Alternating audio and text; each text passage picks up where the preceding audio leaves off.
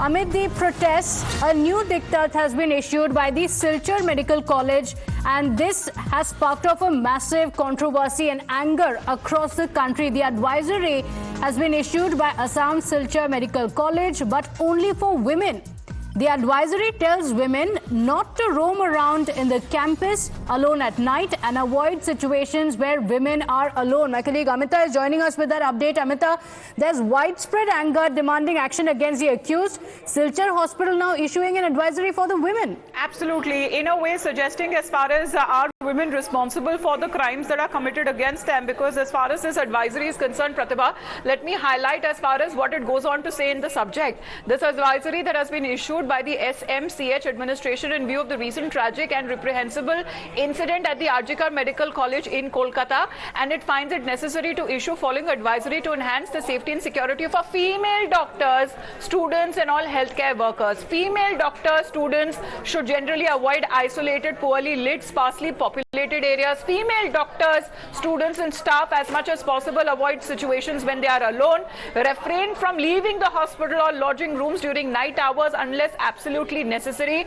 Avoid going off campus during late or odd hours. All hostel boarders should also abide by the norms. Be cautious and avoid associating with individuals who appear unknown, who are suspicious in nature. Always ensure that you have means of making emergency contact in case of urgent situations. But as far as the grievances that are also concerned, what is being said that with special emphasis on female members, this advisory that has been issued. What about creating a safer atmosphere when it comes to the female doctors? So victim blaming, putting the onus on the female doctors, and no word on the security being heightened or ensuring safety for the doctors within the medical college. Absolutely shocking what has come in from the Silchar Medical Hospital. In fact, Shreya is also joining us on the broadcast. And Shreya, there's a lot of anger. We're seeing doctors across the country protesting. They're demanding justice for the victim, but they're also speaking about the lack of security and their security within these medical colleges. And amid that, we have the Silchar Medical College that is giving out an advisory to the female doctors.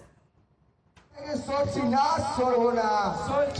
course, it is really shocking that when we see that the medical fraternity, the students and the doctors, they come out to protest against what has happened in RG.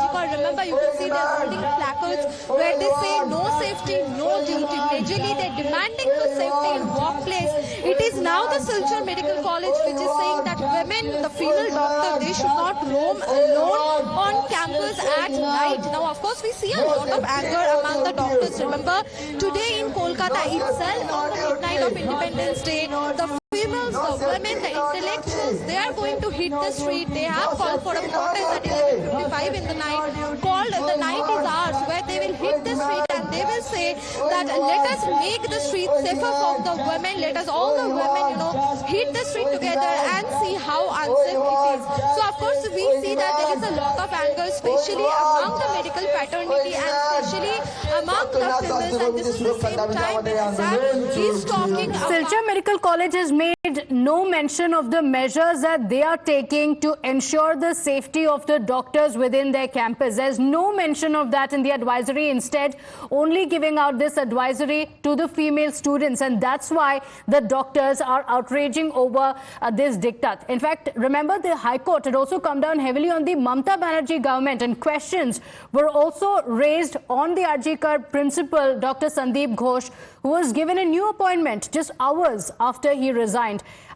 In fact, the court also pulled up the state government. The court asked how was the principal rewarded with another responsibility merely 12 hours after he stepped down. The court also directed that Ghosh be sent on a long leave.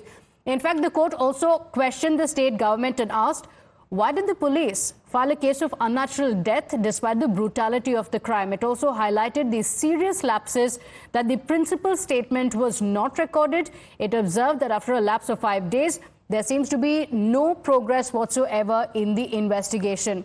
Now listen into a doctor who's privy to the autopsy report, and what he claims.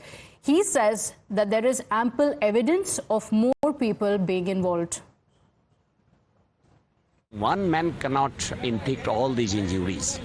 And the samples they collected, the forensic experts collected, It includes more than 150 grams, to be more specific, 151 grams of white, thick, viscid fluid from her inside her vagina, and that seems to be semen.